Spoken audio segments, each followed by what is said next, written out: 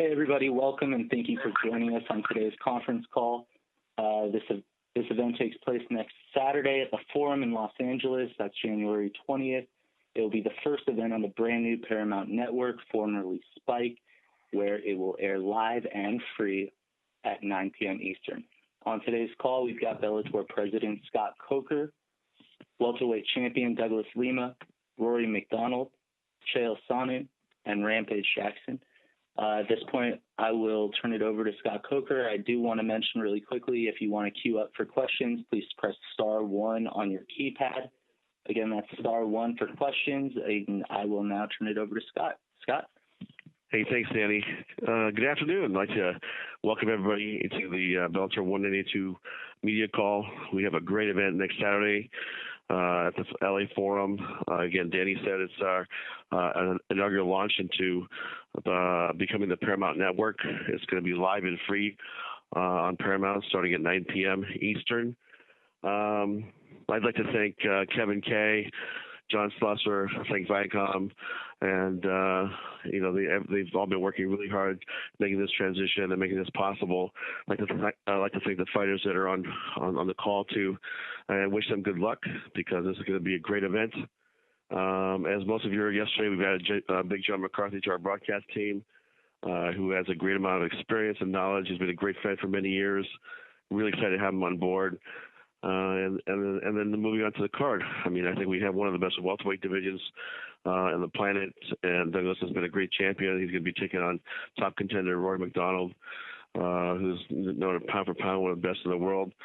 And then we have the heavyweight World Grand Prix for 2018. This will be the inaugural heavyweight fight to try to get to the championship belt at the end of the year, and that's Rampage versus Chael. So we're very excited. You also see exciting fighters like Michael Chandler, Aaron Pico, as well as some of our other upcoming prospects. Again, next Saturday, January 20th, 9 p.m. Paramount, and it's live and free. And that's it, Danny.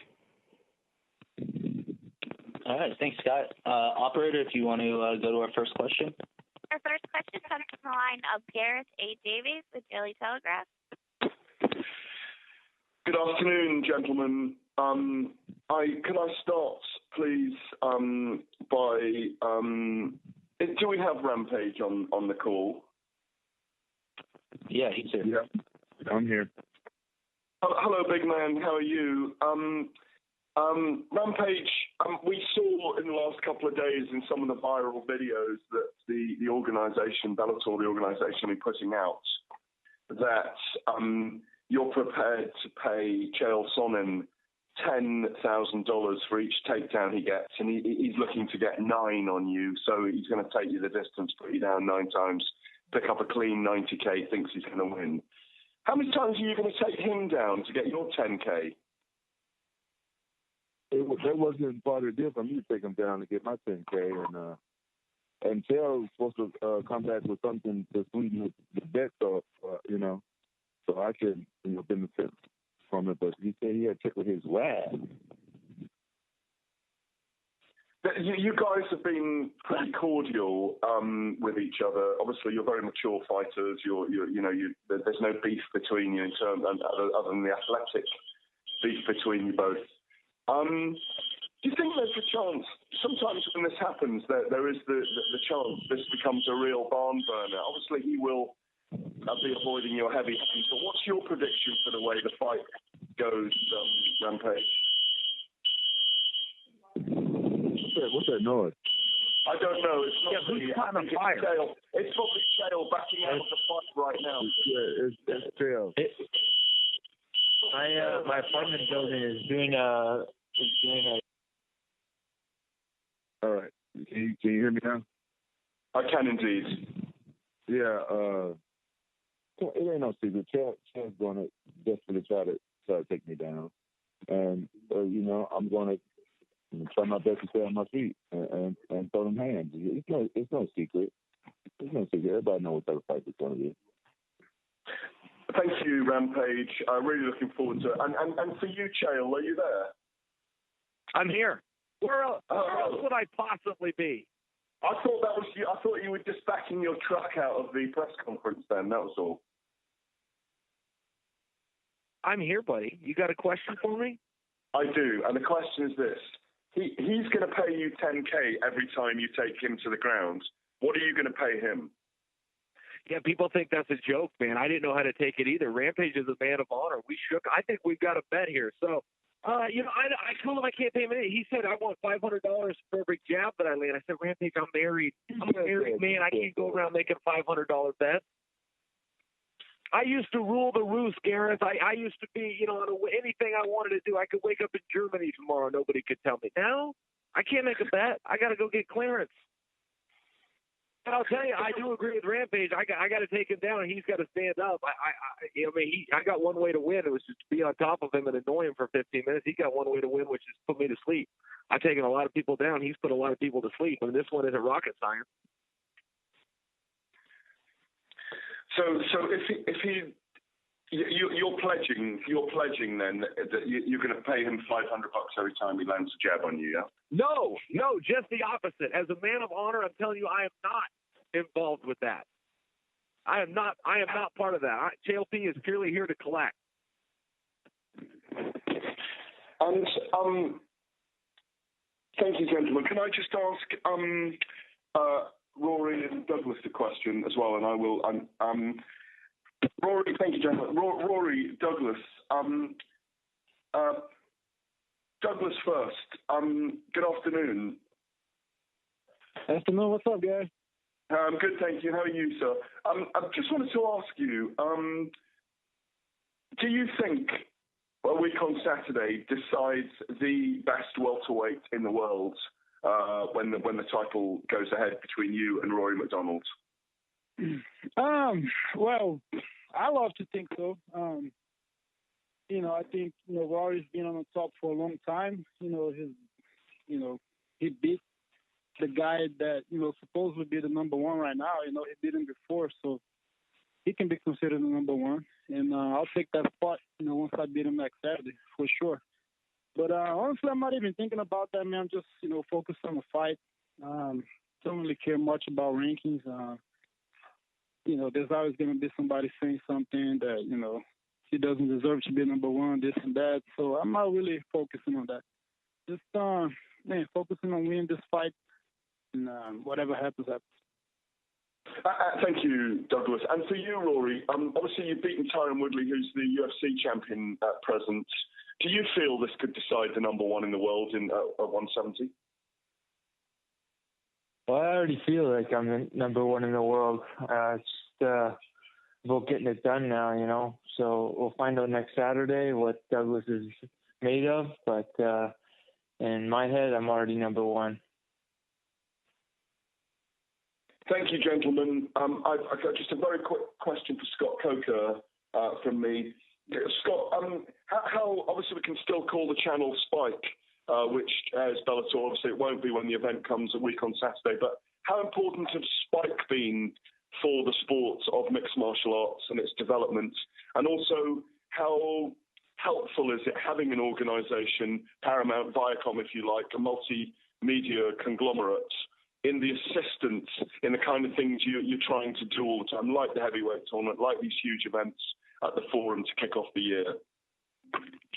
Gareth, I think if you look back at the history of the sport and somebody writes, a chapter, 10, 20, 30 years from now, it should always be noted that before Kevin K. greenlit The Ultimate Fighter and that series took place and exploded MMA, if that didn't happen and Kevin said, no, I'm not into it, I'm not really a fan of MMA, but luckily he was a fan, and he was a big fan, and being the president of Spike, he had the ability to make that happen, and that really took off MMA. Otherwise, it was at that crucial point where I remember MMA was, it could have died at that point. A lot of people don't remember that time, and have become fans since then. But it was a very, very, very critical era in mixed martial arts in the history, and Kevin K, was part of that, and Viacom supported mixed martial arts, or have been supporting mixed martial arts since 2005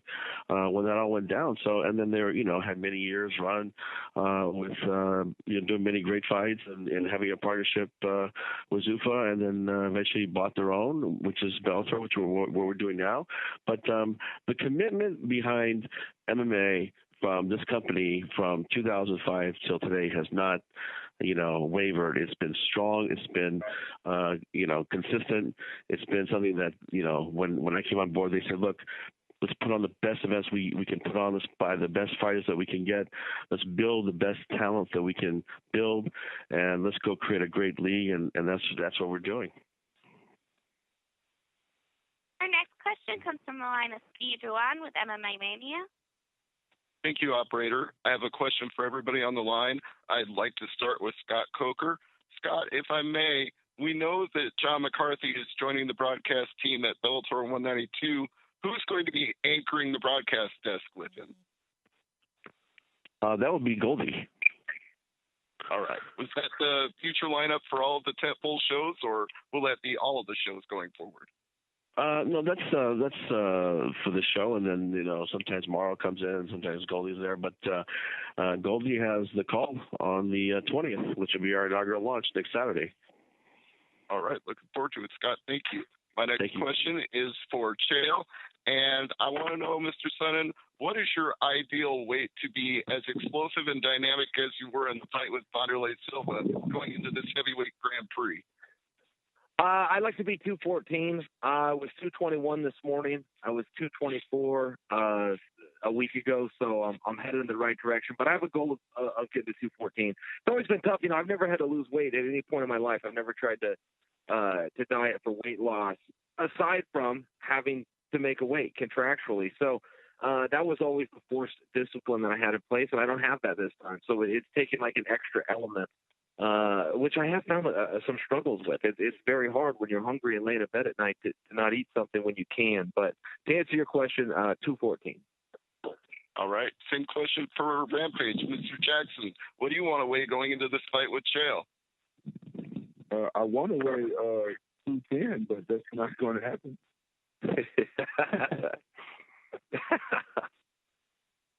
All right. Well, we'll look forward to seeing whatever weight you are on the 20th next Saturday. But next, I'd like to go to Douglas Lima.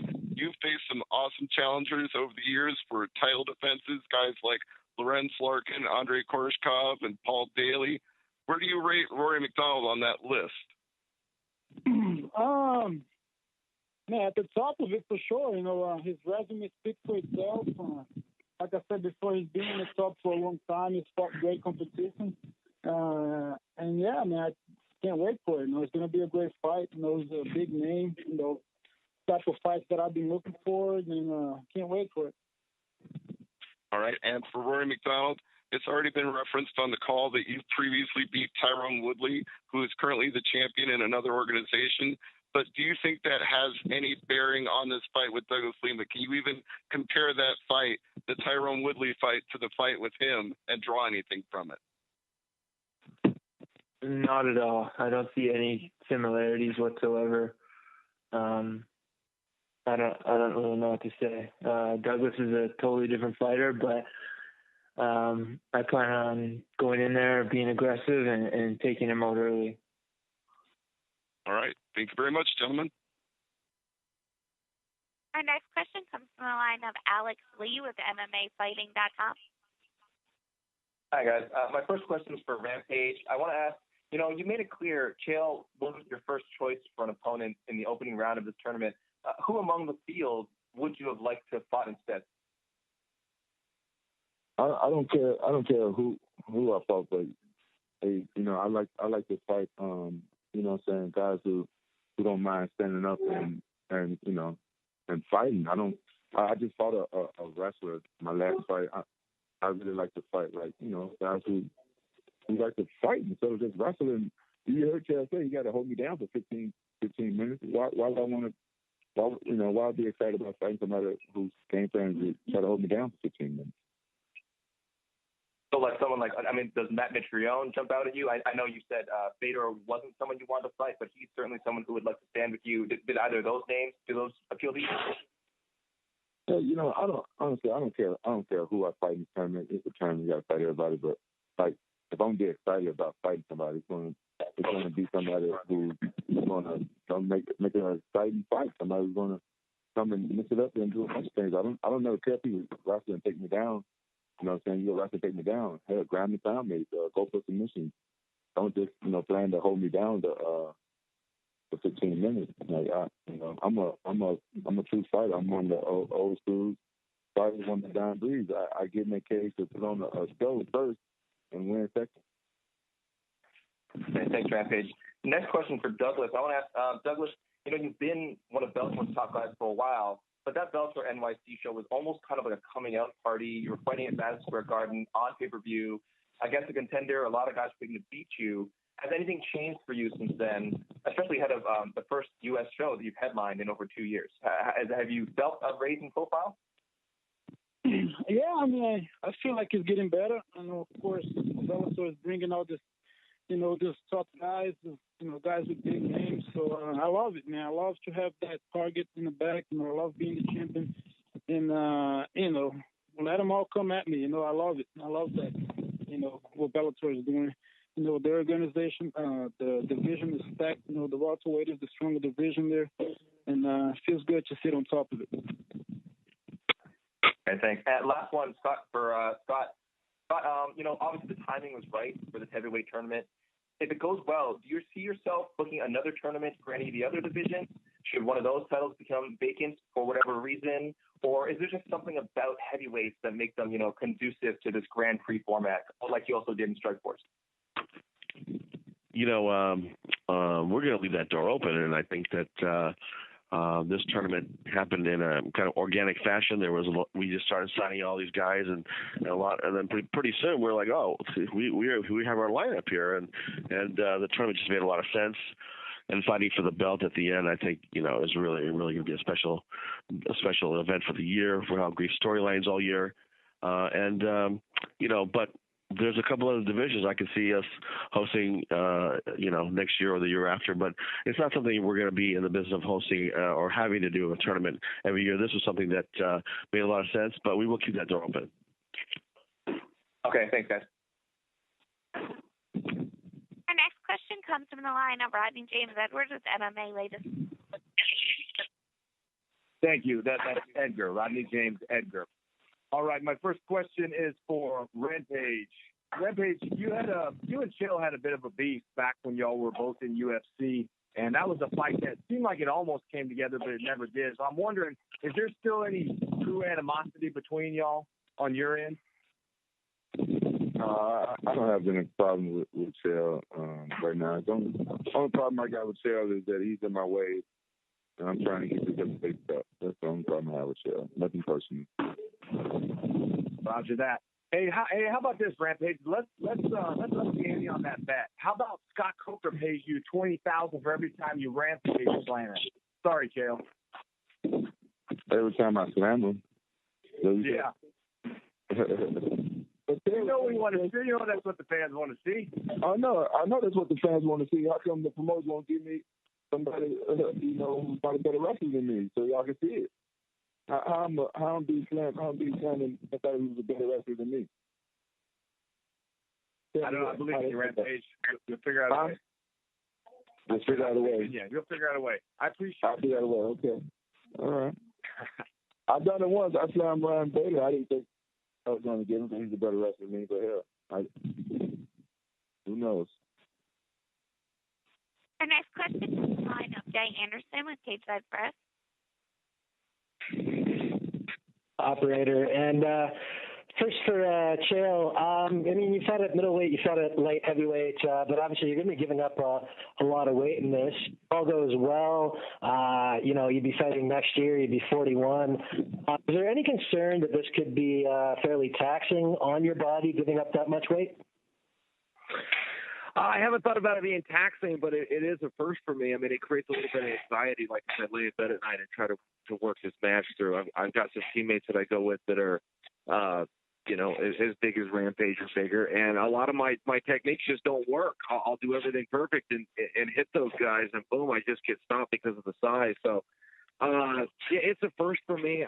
I've enjoyed it. I've enjoyed the unknown in the process. I got into grappling lately, and the only reason I went into grappling is just I'd never done it before, and there was some apprehensiveness, and maybe you'd even call it fear, and that's just kind of what I enjoyed about the process. So, I don't totally know what to make about it, and I have had a hard time in practice with some of the stuff I've done, and fortunately have those bodies to go, okay, we might have to go to a plan B or a plan C here. So I don't fully know what to make about it. Edgar had just asked Rampage if this was fight, had any animosity. And I want to just add to that because it doesn't. And one thing we found in fighting is we kind of need a little animosity. I've never called somebody out unless I really wanted to fight them and just had a way. But this is different. It's a tournament. I just did an interview this morning. Somebody asked me, hey, if you beat Rampage, you're going to call out Fedor. But it doesn't work that way. We're in a tournament. This is the way the Olympics does it. This is the way the NFL does it. This is the way the NCAA does it. So it's not about drama and having bad blood, man. It's a straight line bracket, like every mainstream sport out there. It's really rare. Coker got put in a tough spot where he leaked that, hey, pretty soon I'm going to crown a heavyweight champion. Everybody starts calling him and saying, well, I want to be in that fight, making all their arguments by way that, I'm 5-0 and I beat this guy and that guy. And finally he just throws his hands up and goes, okay, you 8 guys keep blowing me up. How about I throw you all in a tournament, and whoever's left standing, I'll put the belt around. And we all stand back and go, yeah, that's fair. Just a follow-up question to that. We saw in another promotion GSP come back and then, kind of walk away from the belt. If you win this heavyweight title at 41, is that a case where you do want to stick around and defend it for a while, or would you consider kind of going off into the sunset on top? Well, I get split a little bit on that. I definitely would not go anywhere else or use that as a negotiation tool. I want to make that really clear. I'm completely loyal to Bellator and would not even consider anything else. But I really believe, and I'm a traditionalist. I'm a fan first. I really believe that you've got to defend it. I don't feel anybody should go out on top. And some guys, George St. Pierre is one of them, but he gave them every chance in the world to beat him. He gave guys rematches, and some guys got 3 matches. He changed weight. He did everything he could do to get beat and pass that torch. He was just that damn good. And aside from him and Lennox Lewis, I can't think of anyone that goes out on top. We all our careers in the same, face down and embarrassed. And I think that I'm going to follow suit on that. I mean, that's what will be up. I don't want to leave anything on the table. If I got one more match or one more walk or one more experience, good, bad, or indifferent, I'm going to take it. All right, and a question for Rory, if I can. Rory, you referred to yourself as an A-plus athlete compared to some A athletes. What, if anything, does Douglas Lima present to you that you either haven't seen before or maybe not as good as he does it? Well, I think Douglas his biggest strength is his power.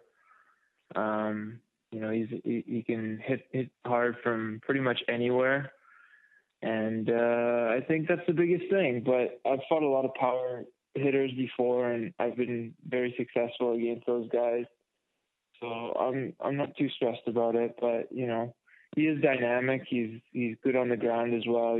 He's a strong athlete. So pretty much every position we're going to be in, it's going to be a fight. I can assume that, but I think his biggest asset is going to be his power.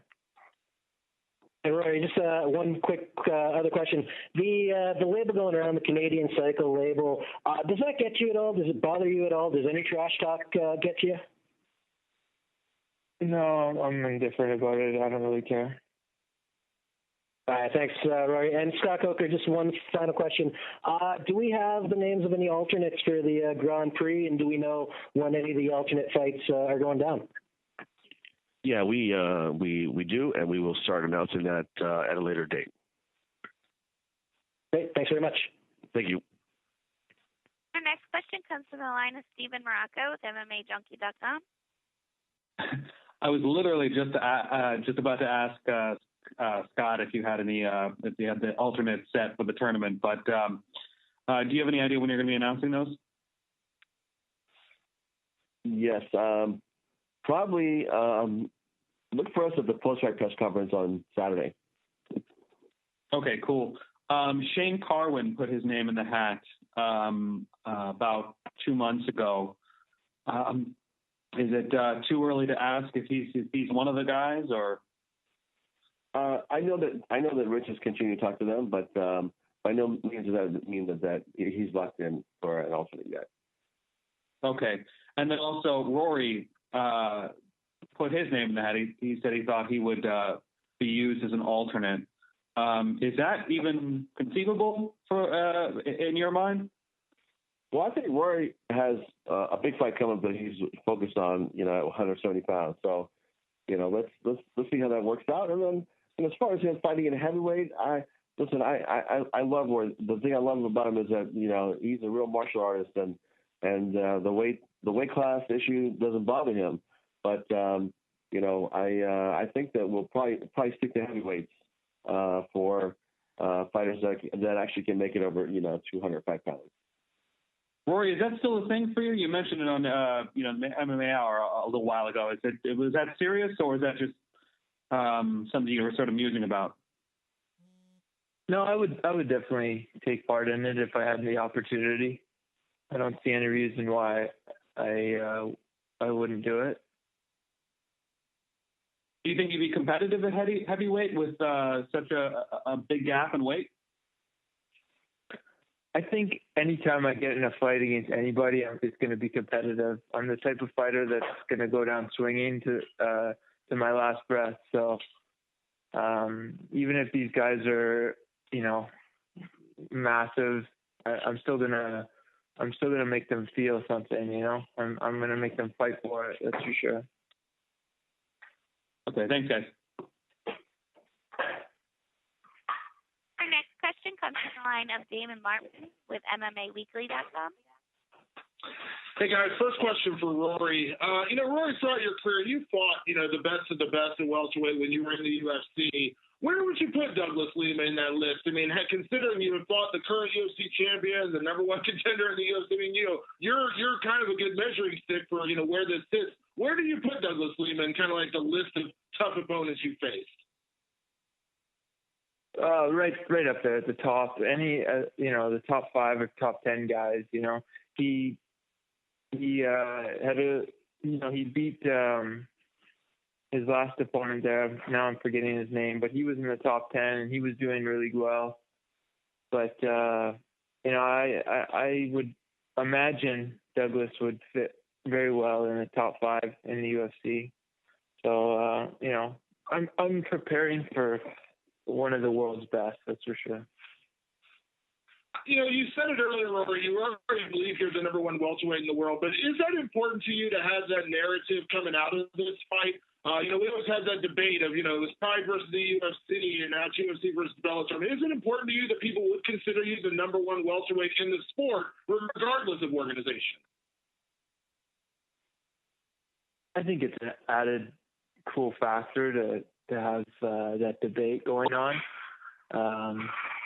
With more guys coming over from the UFC and into Bellator, I think that just makes the debate that much closer of an argument, But I think that my performances will speak for themselves, and people will be able to, make up their own mind. And I think they'll see for themselves where the class of fighter that I am when they see me fight on Saturday.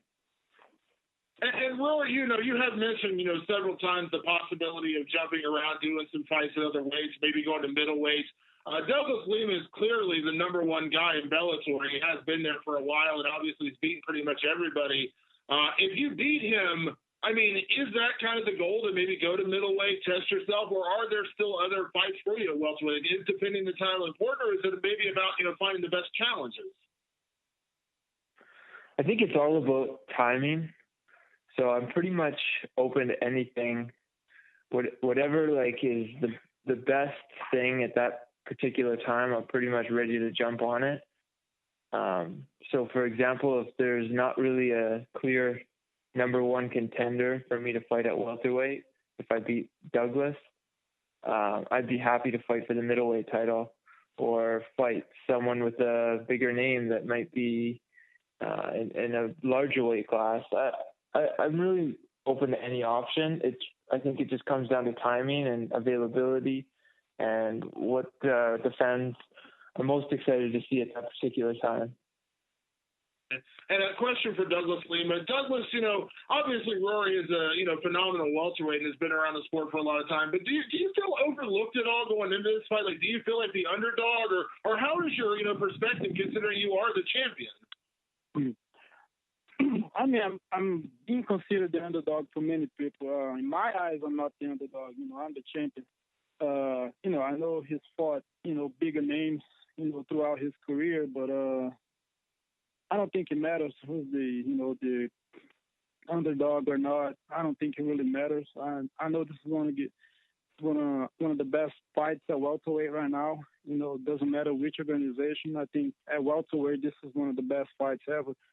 So, I feel pretty good. I feel in my prime. Right now, I'm still young. I'm hungry, and same for him. So, it doesn't matter. It doesn't really matter, if I'm the underdog or not. I'm just ready to compete. And I work very hard. I've been training for this fight since my last fight. This fight was supposed to take place last year. So I've been ready. I've been ready this whole time. I'm healthier than ever. And I'm just looking forward to this fight. And two quick questions for Scott Coker. Scott, I'm curious with the matchups in the heavyweight, Grand Prix. I mean, obviously it's a really fun Grand Prix, but was there a reason behind, matching up, kind of like the light heavyweights against the light heavyweights, the heavyweights against the heavyweights in the first round versus kind of mixing things up? Was that always the plan, or was it just the way things worked out that you didn't have maybe, Rampage fight a Matt Mitrione? Timing was part of it, when these guys were going to be ready. And then, we sat down as a group and said, hey, we think that this will be the fights that the fans want to see, and that's what we laid out. So it was really a timing issue. And last for me, Scott, the timing of the tournament, you got basically one fight, over the next, few months here with the tournament kicking off with, obviously Rampage and Chael and moving into February. Was there a reason to stretch it out over a few months versus having maybe all the fights within a 2-month period, or was it just the timing so you can basically have the end of the tournament in December? I'm assuming that's the plan. Yeah, there's a plan. I mean, we've hosted tournaments where, we did four men in one night, and then we've, been around when we were doing K1, all 8 fighters in one night.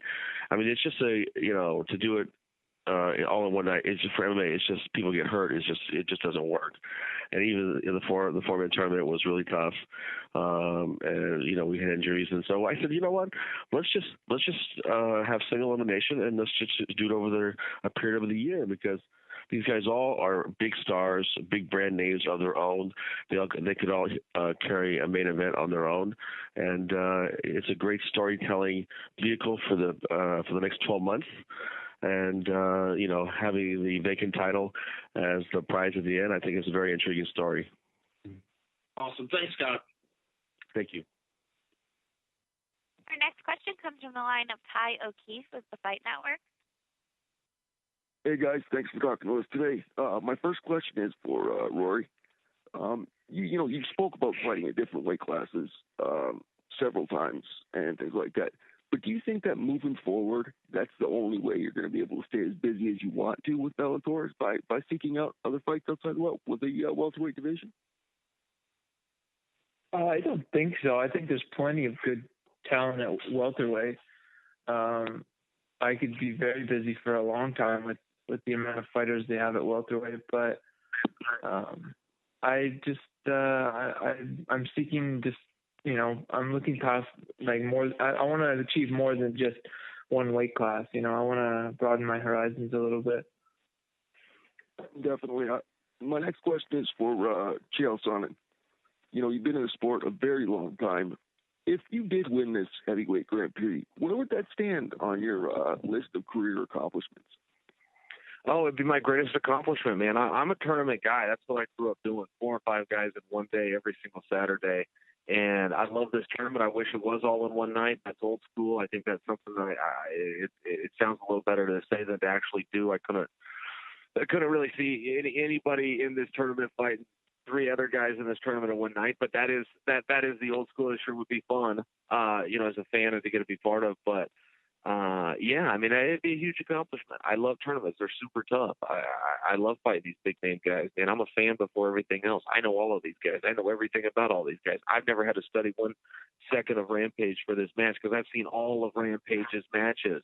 I get asked the question all the time, who's a better talker, you or Conor McGregor? People ask me that, and I go, I'm happy to answer, but you're leaving one guy out. You're leaving out Rampage. That's the original guy to bring out charisma. I can tell you how many times I was in my living room with a bunch of friends, watched a pay-per-view. We'd all watch the fight, and the party would be going on, and as soon as it was done, everybody would shush everybody so we could hear what Rampage had to say. So yes, it would be my biggest accomplishment, but I think I speak for everybody. Ryan Bader comes to this tournament as a sitting world champion. I think Ryan Bader himself would have to tell you, man, this would take the cake. Yeah, definitely. My next question is for Scott Coker. I got to speak to you briefly just before Bellator NYC, and I asked you then if you did attract new fans from that, which obviously you did from the Bellator NYC event. What were you going to do to keep them coming back? And so my question is, are you satisfied with what Bellator has done, in order to keep those new fans coming back post Bellator NYC? Yeah, I mean, if you look at the quality of fights that we've done post NYC or even before, or even on the night of NYC on the Spike telecast at that time, and the commitment that we're making to this tournament to air on Paramount Network. It's something that I think the fans have appreciated and have been thankful, and we've been getting a lot of good response. And we're excited about this year. It's going to be, I think, hopefully a record-breaking year for us. Guys, we're going to take 1 or 2 more questions. Operator, you can go to the next caller. The next question comes from the line of Jim Edwards with MMA Nick. Yeah, hi there, guys. My question is for Chael. Chael, I've seen you've been doing a lot of breakdowns on your YouTube channel recently. How do you kind of see this main event playing out between Rory and Lima? Man, I love it. I can tell you my ego is greatly affected anytime I'm not the main event, and co-main event is exactly where I belong on this card. Rory MacDonald is so good. I can't think of anybody George St. Pierre has ever handed a compliment to, and St. Pierre will tell anybody that'll listen that Rory MacDonald, if not being the best welterweight, is the second best to him. With that, I call out guys like John Jones, I call out Fedor, I call out Anderson Silva, I call out Rampage Jackson, I call out Rory MacDonald because he's every bit as good as those guys. He's nasty and he's scary. He beat the defending champion from Vegas. A lot of people thought he was winning against Robbie Law. I mean, you go on and on about this guy. And with that said, he's not our champion. Douglas Lima is. Douglas Lima is the most disrespected guy in all of MMA. He's been a highlight reel for Bellator for 2 years. He was supposed to get knocked out in his last fight. Not only did he not get knocked down, he knocked the other guy down. He's got incredible hands. He's huge. He should be a middleweight, but he's a man of honor that signed a contract, so he honors the contract. And that's not even where he does his best work. His skills are on the ground. He's just so damn good, he doesn't even have to go there. I just hope that we can, if anything comes of this night, I hope we can all agree in sportsmanship that if Lima gets over on Rory, we finally give him his due. Thanks, Chael. Well, Douglas, let me ask you, man, do you feel that a win over Rory is going to kind of make people take notice and finally give you that respect that you obviously were? I hope so, Rod. I really do. I'm just going to, go over there, give my best, try to knock his head off. But if that's not enough, then we just keep fighting. What can I do, And yeah, just one last one for Rory as well. Rory, I know recently you obtained, I guess, a very lucrative sponsorship from the kind of cryptocurrency community. Can you tell us how that kind of came about? And I guess when you weigh this fight up against some of the fights in your last organization, how much more are you getting for this fight? I guess from sponsors than back in that other organization. Yeah, I'm getting sponsored by cryptocurrency. It's called Dash Digital Cash, And how it came about was basically someone in the community was talking to Faraz, my coach in Montreal. And me and Faraz have been involved in crypto for years now. So we always talk about it. And anyway, he passed along this guy from Dash, and we put together a sponsorship proposal to the community, and the proposal passed. So this will be hopefully the first of many sponsorships with Dash and me, and hopefully what I see is Dash coming into the MMA community, and hopefully Bellator could jump on it, and a lot of the other fighters can reap the rewards of that. That's one of my main goals, is that it's not just for me, but this is going to be a big opportunity for many other fighters and even Bellator itself. Great stuff, guys. Thanks for your time. Our last question comes from the line of Oscar Willis with the Mac Lights. Hi guys, this is a question for Chael. During the lead up to this fight, you described a altercation with yourself and Rampage in Arizona that had to be separated by Michael Bisping. I was wondering if you could just expand on that. What exactly was it about, and how did it come that Bisping was the one to separate you both? Yeah, I mean, it's just heat that goes back a long time. I really can't remember. I've got such a short-term memory. And the last time I was with Rampage, which was 2 weeks ago, he was such a gentleman. It was like, oh my God, do we have to start this over? It's like a guy I had never met before. Started many years ago. Dana White got involved. He tried to make the fight. He offered us coaching spots on The Ultimate Fighter and was going to build this thing, and it just never came around. I was going to move into the weight class. I was a middleweight at the time, and I can't remember all the history. I ended up somewhere in Chicago, and I got into it with some guy. And we were just visiting socially, and it escalated. Well, that dude turned out to be Rampage's brother, so it gets back to Rampage. I mean, just everything that could go wrong between us went wrong between us, and we ended up in a hotel lobby. I was getting ready to take on Bisping in a grappling match. Rampage was going to commentate it, and things just escalated. I don't even know why they put us at the same hotel, and ultimately Bisping had to get in and break the whole thing up. So. I never thought our paths were going to cross. Rampage was going in one direction. He was in San Jose. I was with the guys in Vegas, or maybe I was even sitting in the principal's office at the time.